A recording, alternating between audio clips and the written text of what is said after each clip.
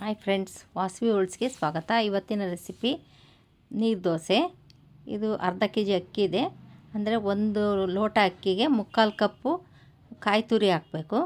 ಅಂದರೆ ಅರ್ಧ K G ಅಕ್ಕಿಗೆ ಒಂದು ಅರ್ಧ ಕಾಯಿ ತುರಿ ಹಾಕ್ಕೋಬೇಕಾಗುತ್ತೆ. ಇದು ರಾತ್ರಿ ನೆನೆಸಿ ಬೆಳಗ್ಗೆ ಎದ್ದು ರುಬ್ಬಿ ಮಾಡಬೇಕು. ಈ ಥರ ಉಪ್ಪು ಹಾಕ್ಕೋಬೇಕು ರುಚಿಗೆ. ಈ ಥರ ಸಣ್ಣಗೆ ಭಾಳ ನುಣ್ಣಗೆ ರುಬ್ಕೋಬೇಕು. ಇದು ನಾನು 2 ಕೋರ್ಸ್ ರುಬ್ಬಿದ್ದೀನಿ. ಅಂದರೆ 2 ಸಾರಿ ಹಾಕ್ಕೊಂಡು ರುಬ್ಬಿದ್ದೀನಿ ಮಿಕ್ಸಿ ಜಾರಲ್ಲಿ. ಈ ಥರ ನೀರಾಗಿ ರುಬ್ಕೋಬೇಕು. ಚಟ್ನಿ ಕಡಲೆ, ಬೆಲ್ಲ, ಕೊಬ್ಬರಿ, ಆಮೇಲೆ ಹಸಿಮೆಣ್ಸಿಕಾಯಿ, ಕೊತ್ತಂಬರಿ, ಹಸಿ ಶುಂಠಿ ಎಲ್ಲ ಹಾಕಿ ಚಟ್ನಿ ಮಾಡಬೇಕು. ಈಗ ಬಾಳೆಹಣ್ಣಿನ ರಸಾಯನ, ಅದಕ್ಕೆ ಒಂದು 6 ಬಾಳೆಹಣ್ಣು, ಅರ್ಧ ಲೋಟ ಹಾಲು, ಒಂದು ಹಿಡಿಯಷ್ಟು ಹಸಿ ಕೊಬ್ಬರಿ, ಏಲಕ್ಕಿ, ಸಕ್ಕರೆ ಹಾಕ್ಕೊಂಡು ರುಬ್ಬಬೇಕಾಗತ್ತೆ. ಈ ಥರ ಬಾಳೆಹಣ್ಣು ಹೆಚ್ಕೊಂಡು ಈ ಥರ ರಸಾಯನ ಮಾಡ್ಕೋಬೇಕು. ಇದಕ್ಕೊಂದು ಅರ್ಧ ಲೋಟ ಹಾಲು ಸೇರಿಸ್ಕೋಬೇಕು. ಆ ತಿಕ್ನೆಸ್ ನೋಡ್ಕೊಂಡು ಇನ್ನೂ ಸ್ವಲ್ಪ ಬೇಕಾದ್ರೆ ಹಾಲು ಹಾಕ್ಕೋಬೋದು. ಈ ಥರ ಮಿಕ್ಸ್ ಮಾಡಿ ಇಟ್ಕೋಬೇಕು. ಇದು ನೀರು ದೋಸೆಗೆ ಈ ಬಾಳೆಹಣ್ಣಿನ ರಸಾಯನ ಚೆನ್ನಾಗಿರುತ್ತೆ. ಕೊಬ್ಬರಿ ಹಾಕೋದ್ರಿಂದ ಟೇಸ್ಟು ಬರುತ್ತೆ. ಕೊಬ್ಬರಿ, ಏಲಕ್ಕಿ, ಸಕ್ಕರೆ ಒಟ್ಟಿಗೆ ಹಾಕಿ ರುಬ್ಬಿದ್ದೀನಿ ನಾನು. ಇದು ನೀರು ದೋಸೆ ಈ ಥರ ಮಾಡಬೇಕು.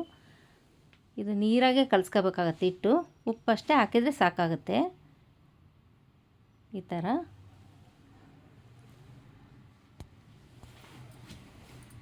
ಇದು ಮಕ್ಕಳಿಗೂ ಇಷ್ಟ ಆಗುತ್ತೆ. ದಿನಾಗಲೂ ಮಾಮೂಲಿ ದೋಸೆ ತಿನ್ನೋಕ್ಕೆ ಬೋರ್ ಆದಾಗ ಈ ಥರ ದೋಸೆ ಚೆನ್ನಾಗಿರುತ್ತೆ. ಈ ಥರ ನೀರಾಗಿ ಕಲಿಸ್ಕೋಬೇಕು ದೋಸೆ ಹಿಟ್ಟನ್ನ. ಫುಲ್ ನೀರಂಗೆ ಇರುತ್ತಿದು. ಈ ಥರ ತೆಳ್ಳಗೆ ಸ್ವಲ್ಪ ಕೈ ಸೌಟು ಮೇಲಕ್ಕೆ ಎತ್ಕೊಂಡು ಹಿಂಗೆ ಹಾಕ್ಕೋಬೇಕಾಗತ್ತೆ.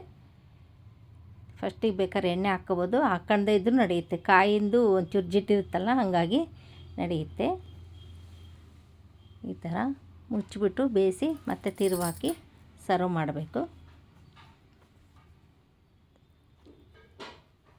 ಡೈಲಿ ಏನಪ್ಪ ತಿಂಡಿ ಅಂತ ಯೋಚನೆ ಮಾಡೋ ಬದಲು ಯಾವಾಗಾದರೂ ಇದೊಂದು ಸರಿ ಮಾಡಿದರೆ ಮಕ್ಳಿಗೂ ತುಂಬ ಇಷ್ಟ ಆಗುತ್ತೆ. ಹೊಟ್ಟೆ ತುಂಬ್ದಂಗೆ ಇರುತ್ತೆ.